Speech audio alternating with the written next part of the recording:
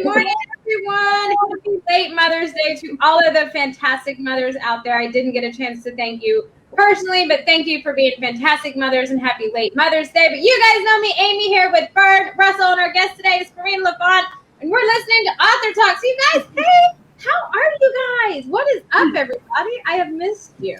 I'm exhausted. I know.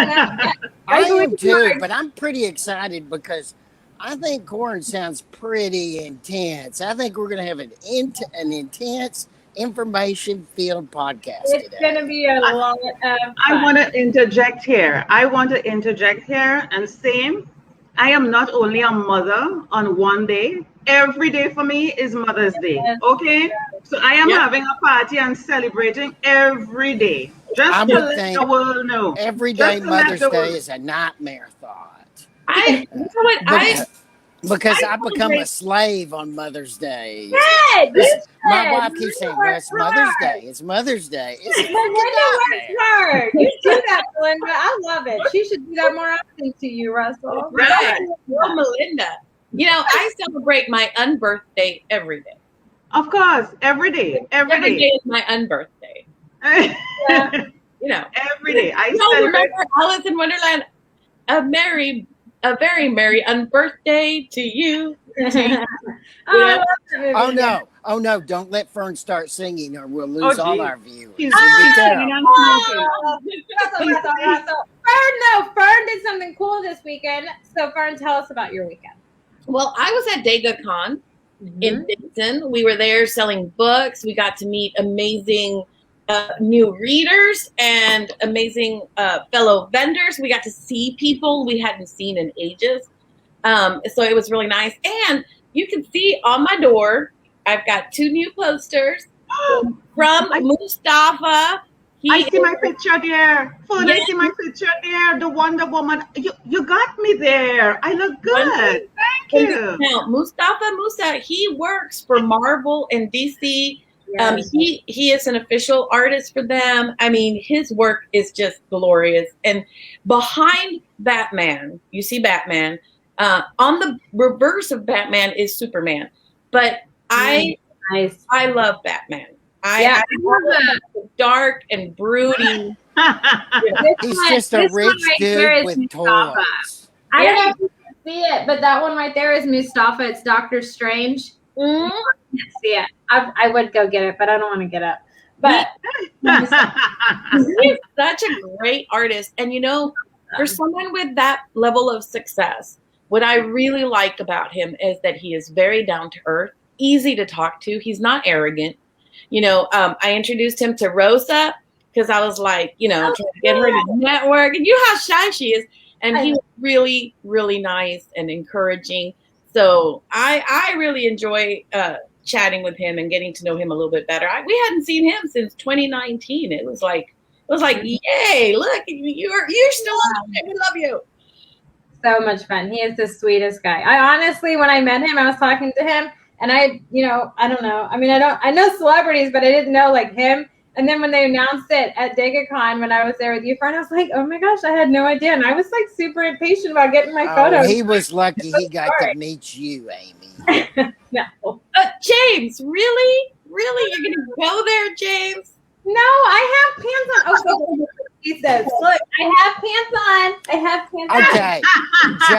James is cool. I will defend James.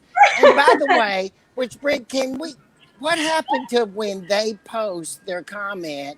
I have it right here. I just wasn't going to show that one. Turn them all on. I have them on. I'm just picking. I love it when the comments come up. James, thank you. You're cool. James is a cool guy. I was wondering the same thing. Does she have on pants? I have pants on. Is there a reason why she will go get that? Other than just, I didn't want you to like watch me go get it. Like then I feel like I'm like on the spot and I need to walk like a runway model or something. So I was like, I don't want to get up, you know? I thought it was because she was holding one of her babies down with her feet so they didn't jump up. No, I have done that. I've done that, but no, not today. Not today. Russell, what did you do this weekend? I spent the whole weekend 3 days, 3 days, in fact, walking the beach with the water floating over my feet. Spent the whole weekend doing that. Nothing but that. That's See, why I'm so red. that is the kind of nature I can do. I can do Yes. beach nature, beach Yes. work. Yeah. Yep, the beach is good. Kareen, what about you? Just quiet. There's a lot of rain here. Actually, I'm looking out my window and it's about to rain again. We have been having just lots of rain. So it's very wet, not really conducive to be outside, but I'm enjoying it being inside. It's quiet, cool. The weather is just perfect, and just having a somber time and hanging with you guys. That's what it is about. Yes, you're hanging with the cool folks. The cool folks. Yeah.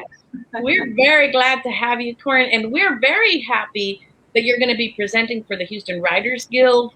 Yeah. That's around the corner. We are so excited. Yeah. You have so much knowledge to share, my friend. That Really? I know you. Fern, you tell know us you about that event coming up. So the Houston Writers Guild Conference, June 11, 12, and 13. June 12, we kick it off with Roger Leslie, who is just magnificent. He is just one of the most beautiful people. Yeah, didn't Sandy stalk him for like a year? We all stalked him. What are we talking about? We love Roger. Yeah, And, I stalk him. Roger has his own publishing company, and he publishes a lot of nonfiction. So if you're a nonfiction writer, you really want to know Roger. He is a really great publisher. He's a very, one that you can really trust.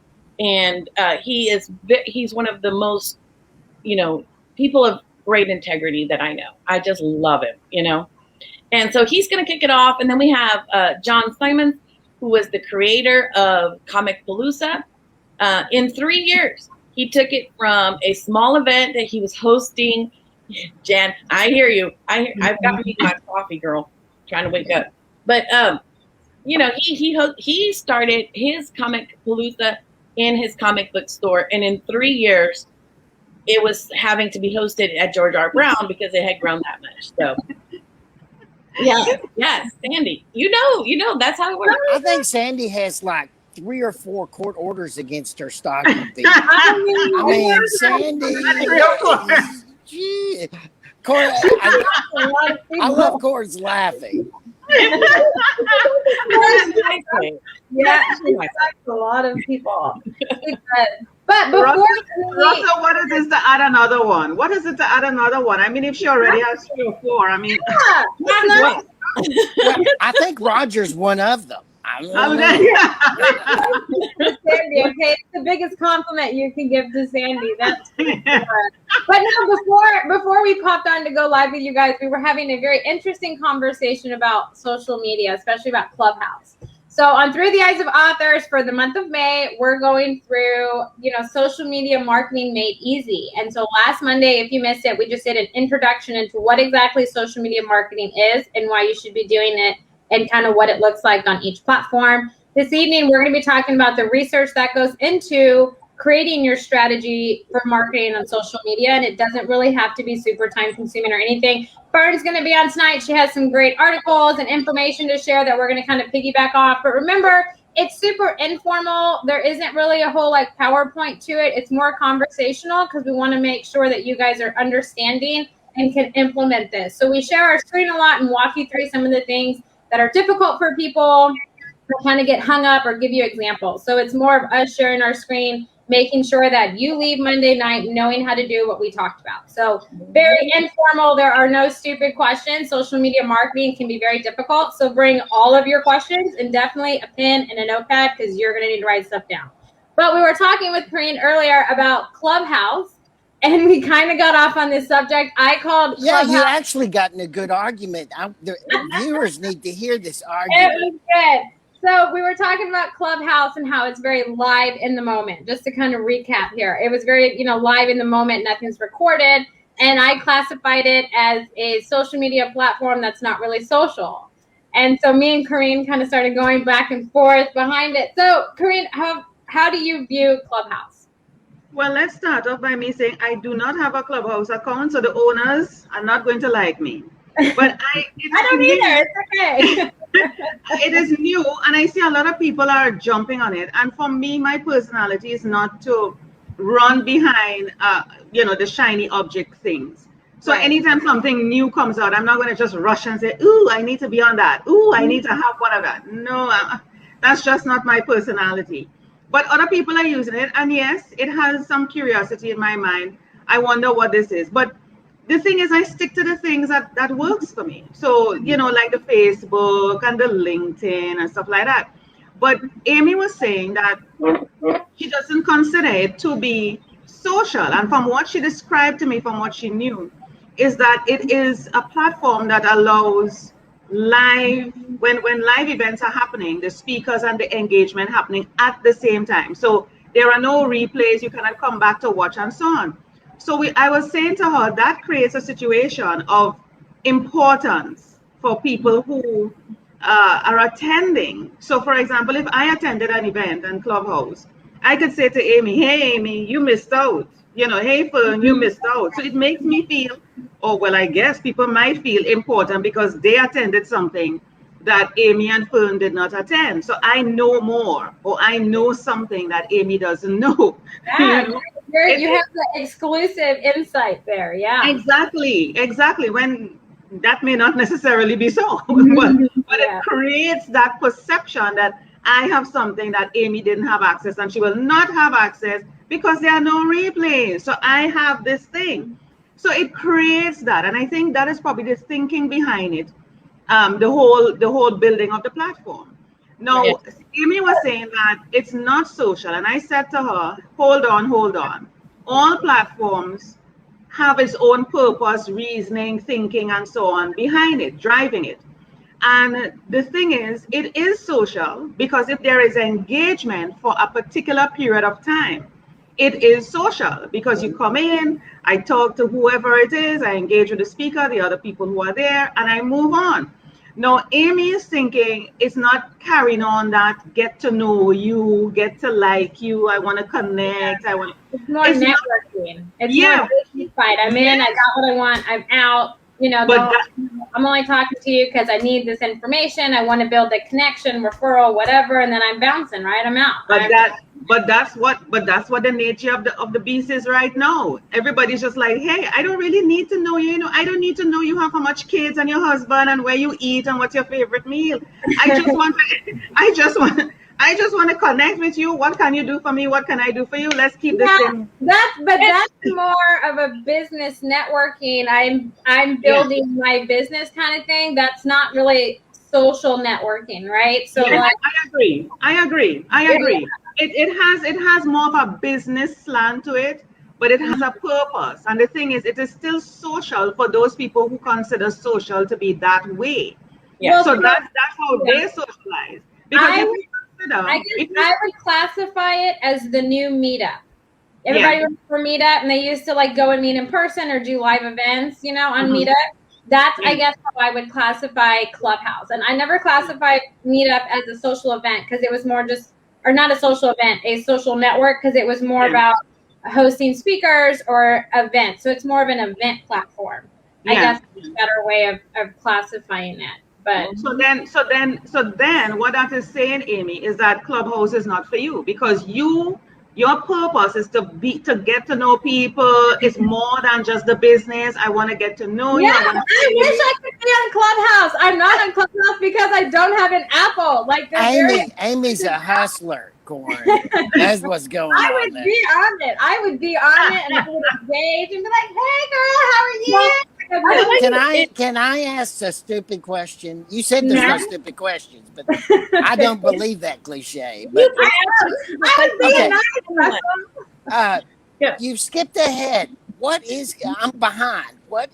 When did Clubhouse happen? And where do I find it? I mean, you have to be invited to Clubhouse, right? So reach out to Sandy or Fern because they can invite you to Clubhouse. You have to be an Apple user. Oh, so I have friends that haven't invited me. That's why I don't know about it.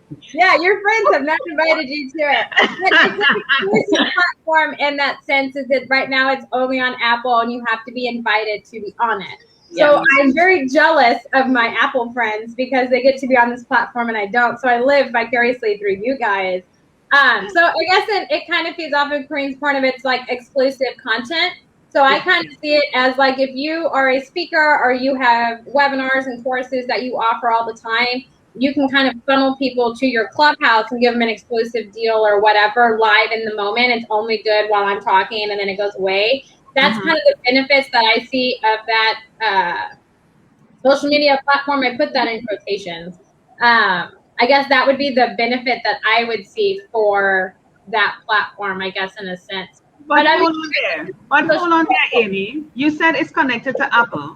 And as you talk more, I'm learning a bit more about it. But isn't Apple, from what I understand, connected with iPhone, Apple and iPhone?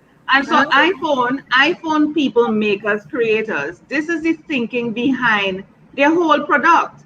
It's exclusivity. Everybody wants to have the first iPhone that comes out to make them feel, ooh, I have this. Ooh, I have that. So it's exclusivity. That is the whole premise. Capitalizing on that for sure. That is the premise of Apple. And so everything they have is about that. Yeah. And one of the big issues that I have with Clubhouse is because it is live and you cannot see it later, you really have to think about what do you want to present on it and at what time.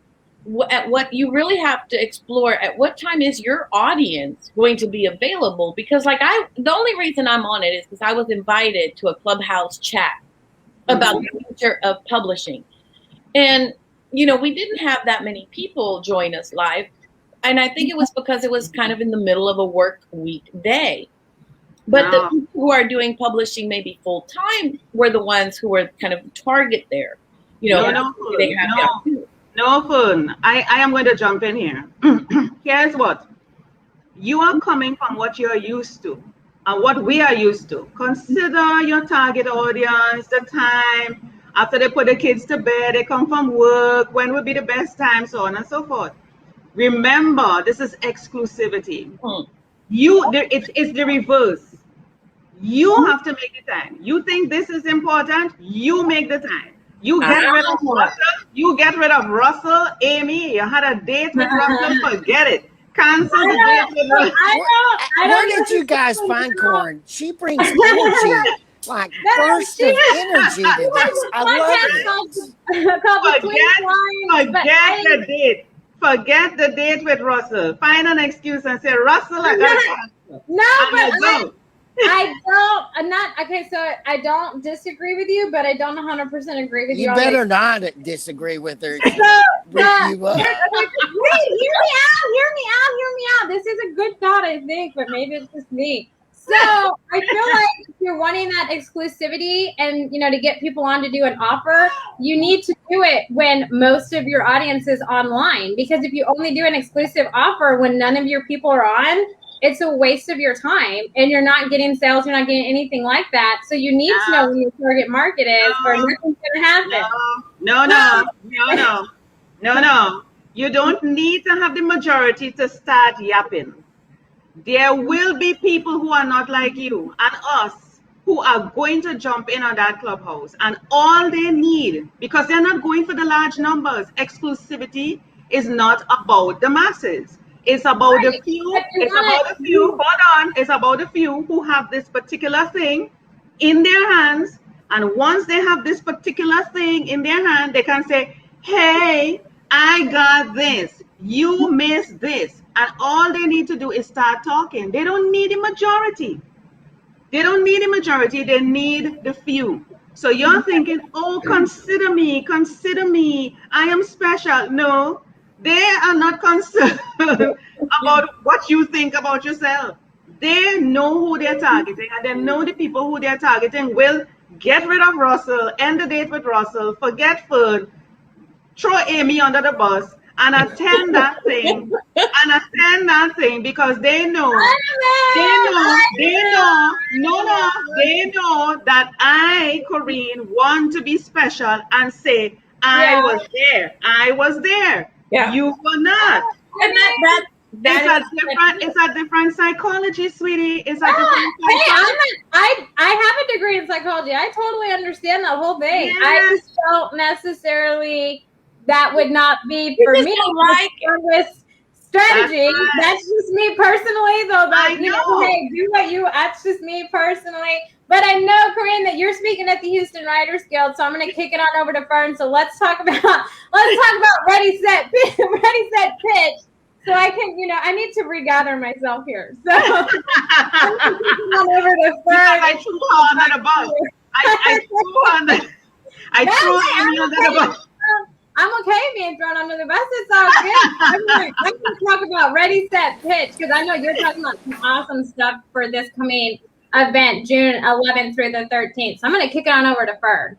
Oh, yeah. Well, okay. So as I was saying, we have it June 11, 12, 13. Corinne will be with us. She's going to be doing a session on marketing like an expert, knowing how to do this right. And as you can see, she knows her stuff. She understands the psychology behind some of these things so that you can really target your audience, you know. And we're going to have the wonderful Jessie, Jalen Ells. She's going to be talking about hooking up with non-writer groups that are going to be, you know, kind of your audience for your book and kind of getting connected and networking for readership. You know, we all network as writers, as professionals. We network with each other, but we need to expand those networks to find readers. So she's going to be talking about that. We've got the wonderful Tex Thompson coming.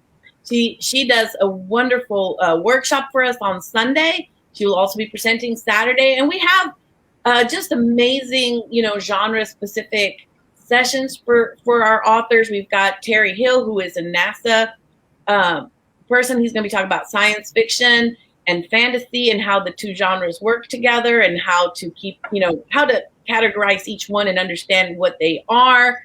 Dawn Dottle is one of our agents, and she's going to be talking about the difference between mystery and suspense. There is a difference. She was one of our wonderful contest judges when we did our mystery contest. And, you know, she was telling us about how most of those were just suspense stories and not really mystery. So she's going to be talking about that.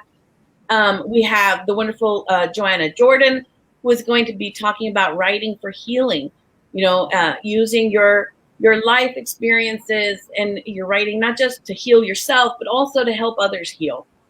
So she's going to be talking about that. So, I mean, we have an incredible panel of editors and agents. We've got people from the Texas Review Press, Donald Moss Agency. We've got a lot of amazing opportunities. And if you've got a book ready to pitch, people, you are ready to find an agent.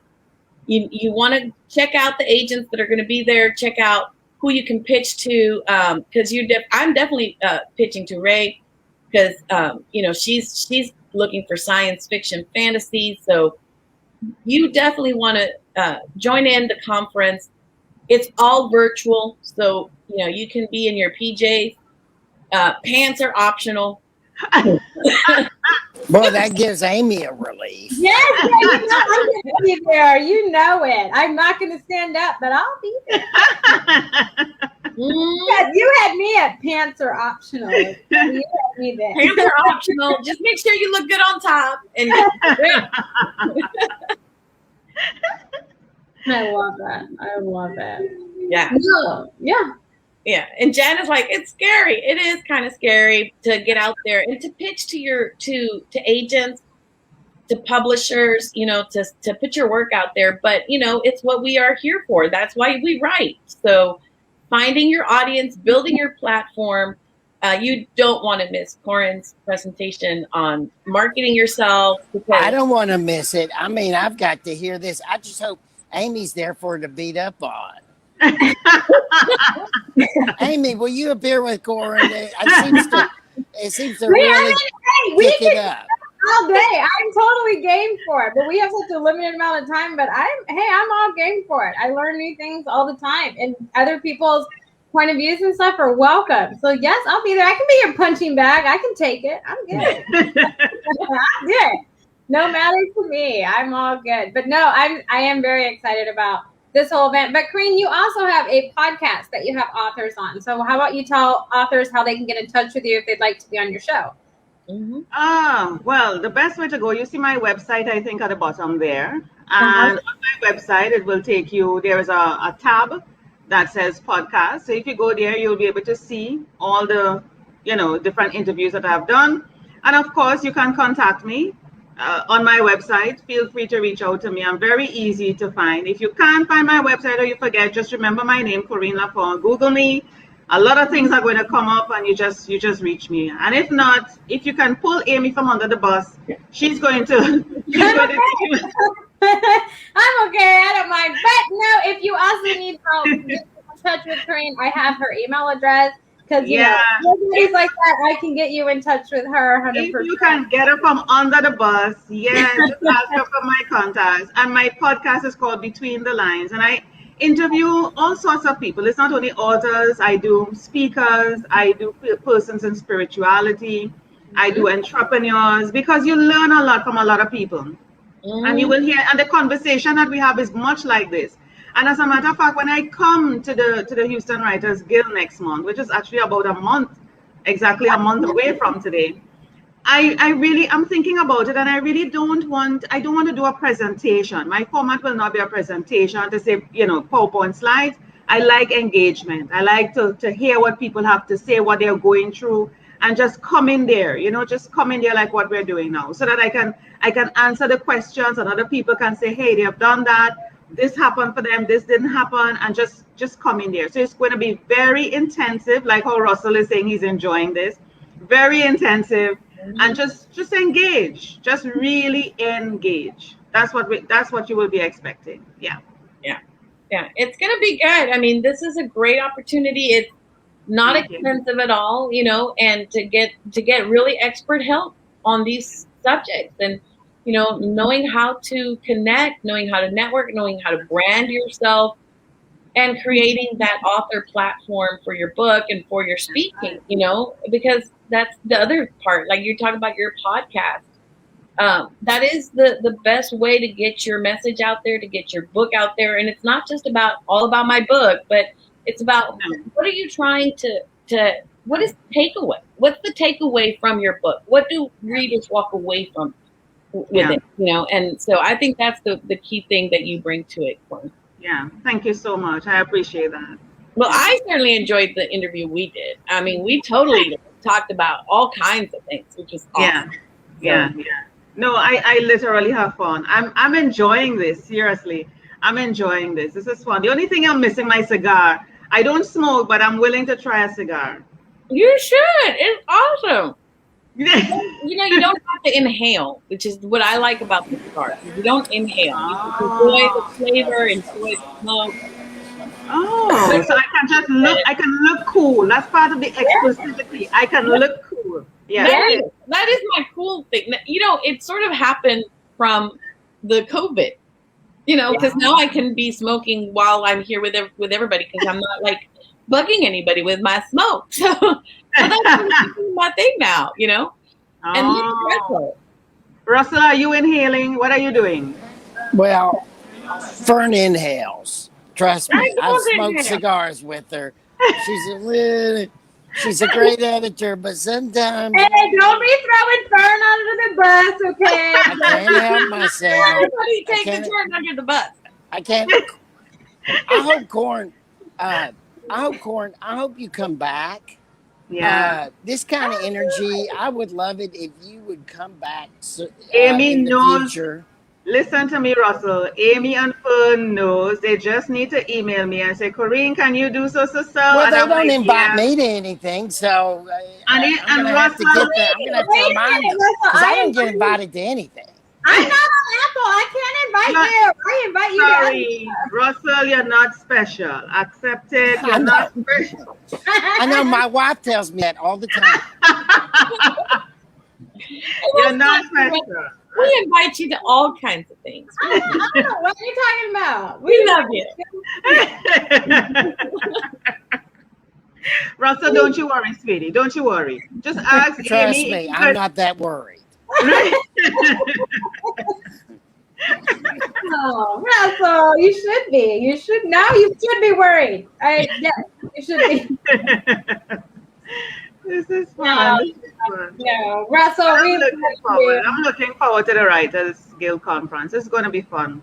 Yeah, I have no idea what I'm going to say. Honestly, I have none. I'm blank.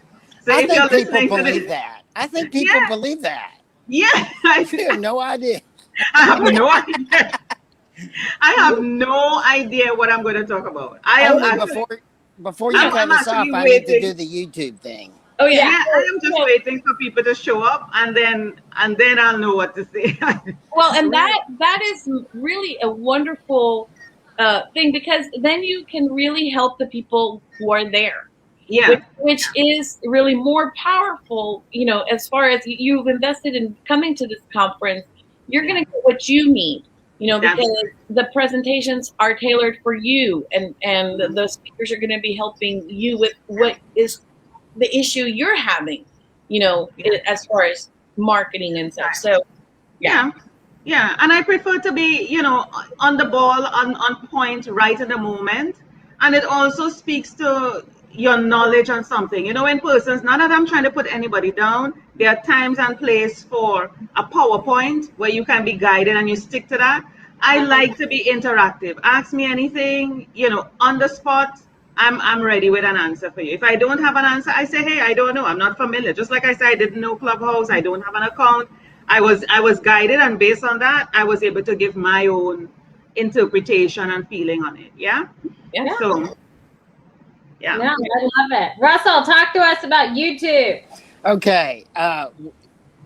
If you are not subscribed to our YouTube channel, we ask you, if you're watching today, to go over to our YouTube channel, watch this video over there, push a like, subscribe, and it will change the algorithms to allow us to reach other people that may be interested too. So we're asking you to do that. And I hope we see Corn in the future, because she brings burst of energy. Burst. Yeah. That's why I'm practicing throwing Aimee under the bus. If you practice doing that, You said burst of energy, not burst of pushing Aimee. It's